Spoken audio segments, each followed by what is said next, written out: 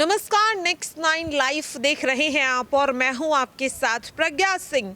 बहुत बहुत स्वागत है आपका हमारे आज के इस खास प्रोग्राम में। आज के इस प्रोग्राम में एक बार फिर से बात करेंगे श्रद्धा वालकर के केस की। श्रद्धा वालकर के केस में इंसाफ के लिए अब जनता कुलबुलाती हुई दिखाई दे रही है। जिस तरह से लगातार हो रही देरी में अब कहीं ना कहीं मुंबई पुलिस पर शिकंजा कसता हुआ भी नजर आ रहा है। जिस तरह से श्रद्धा वालकर के पिता ने इस केस में साफ तौर पर मुंबई पुलिस की गलती बताई कि अगर मुंबई पुलिस ने लापरवाही नहीं बरती होती तो शायद आज उनकी बेटी जिंदा होती। प्रोग्राम की शुरुआत करेंगे और बात करेंगे कि आखिरकार एक महीने में कहां पहुंचा है श्रद्धा वालकर का केस।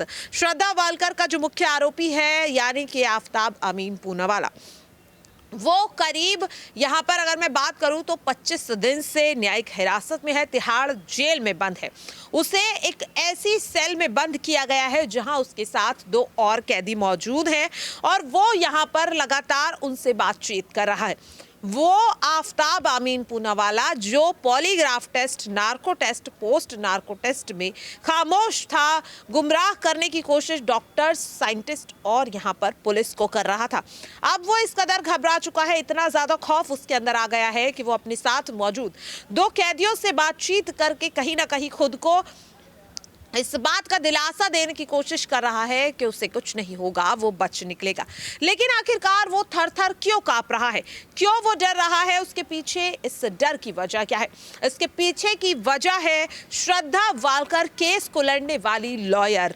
जी हाँ, आपको बता दें कि श्रद्धा वालकर का केस लड़ने वाली लॉयर के बारे में भी आज हम आपको बताएंगे, क्योंकि वो कोई आम लॉयर नहीं है। इससे पहले ऐसे बड़े बड़े केसों को उन्होंने जीत हासिल की है, इंसाफ दिलाया है, जिसके बाद आफताब का डर लाजमी है। दरअसल आपको बता दें श्रद्धा वालकर के केस को सीमा समृद्धि कुशवाहा लड़ रही हैं।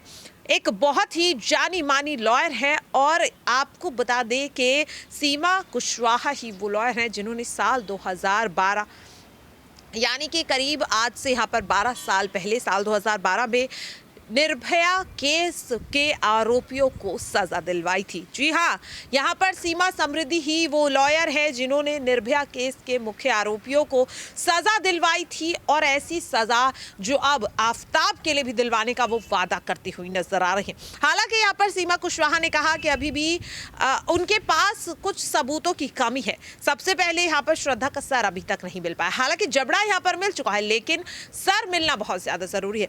और भी कई ऐसे अहम सुराग हैं जिन्हें अभी इस वक्त सीमा कुशवाहा जिनकी तलाश कर रही हैं। साथ ही दिल्ली पुलिस भी इस केस में जी तोड़ कोशिश कर रही है कि इस केस के मुख्य आरोपी आफताब अमीन पूनावाला को कड़ी से कड़ी सजा दिलवा सके।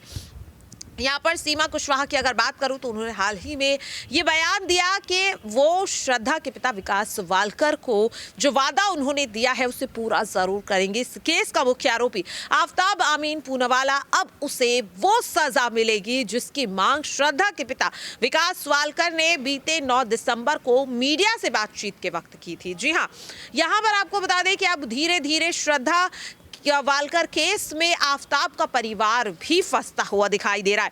9 दिसंबर को हुई प्रेस कॉन्फ्रेंस में जिस तरह से श्रद्धा के पिता विकास वालकर ने मांग की कि इस केस में सिर्फ आफताब ही नहीं बल्कि उससे जुड़ा हर वो शख्स जिसकी वजह से आज उनकी बेटी 35 टुकड़ों में बट गई, जिसकी वजह से आज वो अपनी बेटी को आखिरी बार देख तक नहीं पाई, उनके लिए कड़ी से कड़ी सजा की मांग कर रहे हैं। और साथ ही यहाँ पर विकास वालकर ने आफताब के पूरे परिवार के खिलाफ भी जांच की मांग की। उन्होंने कहा कि जितना मुख्य आरोपी, जितना बड़ा आरोपी इस केस में आफताब है उतना ही उसका परिवार भी है, यानी कि आफताब की मां, उसके पिता, उसके दोस्त और उसका भाई भी। तो साफ तौर पर अब दिल्ली पुलिस इस केस में आफताब के परिवार को लेकर भी तलाश कर रही है। उनकी तलाशी लगातार जारी है, लेकिन अभी भी आफताब का परिवार कहीं ना कहीं दिल्ली पुलिस के शिकंजे से दूर है, उनकी गिरफ्त से दूर है। क्या आफताब ने सोच समझकर अपने परिवार को पहले ही कहीं ऐसी जगह भेज दिया जहां पुलिस ढूंढ ना सके? क्योंकि करीब 25 दिन से न्यायिक हिरासत में रहने वाले आफताब से अब तक ना तो उसके परिवार ने मिलने की कोशिश की, ना ही उसे फोन करने की कोशिश की।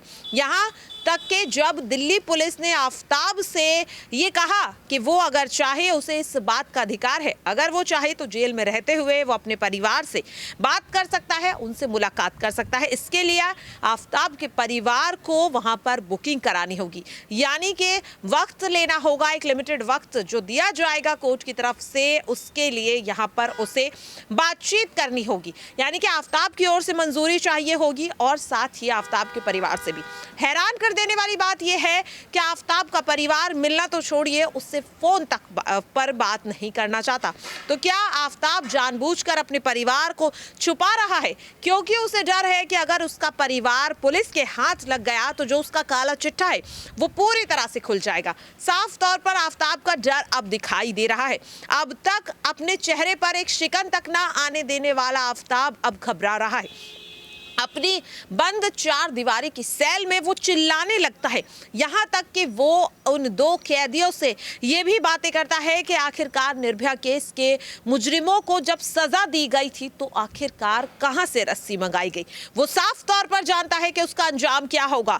जिस तरीके का उसने जघन्य अपराध किया है, जिस बर्बरता के साथ उसने अपनी live in partner Shraddha Walker की जान ली है, उसके लिए आफताब जैसे मुजरिम के लिए सिर्फ एक ही सजा है, और वो क्या सजा है वो आफताब खुद जानता है। और यही वजह है कि जैसे जैसे वो अपनी सजा के नजदीक पहुंच रहा है, वैसे वैसे आफताब का अब डर दिखाई दे रहा है।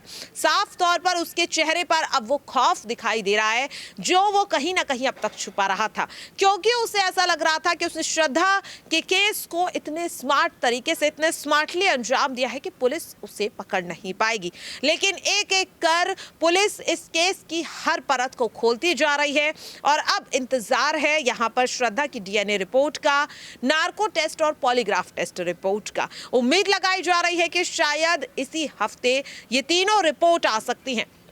इस वक्त हर किसी की निगाहें सिर्फ और सिर्फ यहाँ पर CFSL और FSL यानी कि फॉरेंसिक, यहाँ पर अगर मैं बात करूँ जिस तरह से FSL की ओर से इसी चीज़ का इंतज़ार किया जा रहा है, फॉरेंसिक साइंस लेबोरेटरी की तरफ से इसी चीज़ का इंतज़ार किया जा रहा है कि जो रिपोर्ट है वो कब आएगी और आखिरकार क्या रिपोर्ट आफताब के खिलाफ आएगी। क्योंकि अगर ये रिपोर्ट आफताब के खिलाफ आ जाती है तो साफ तौर पर आफताब के बचने का कोई भी चांस नहीं बचेगा, और यही पुष्टि, इसी चीज की पुष्टि अब यहां पर पुलिस भी करना चाहती है।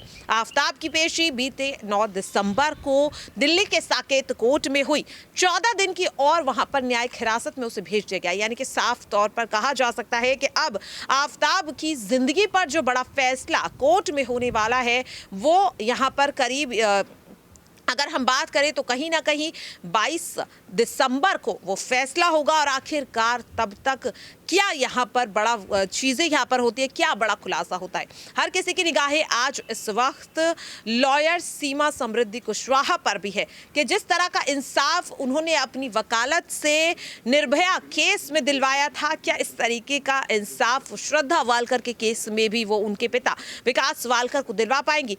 क्या जिस तरह से निर्भया केस के मुजरिमों को वो कड़ी से कड़ी सजा दिलवाने में वो कामयाब हुई थी, क्या इस तरह की सजा तक आफताब को भी पहुंचा पाएंगी। इसे लेकर आपकी क्या राय है, कमेंट बॉक्स में जरूर शेयर कीजिएगा। आज के लिए इस खास प्रोग्राम में इतना ही। मुझे दीजिए इजाजत। नमस्कार।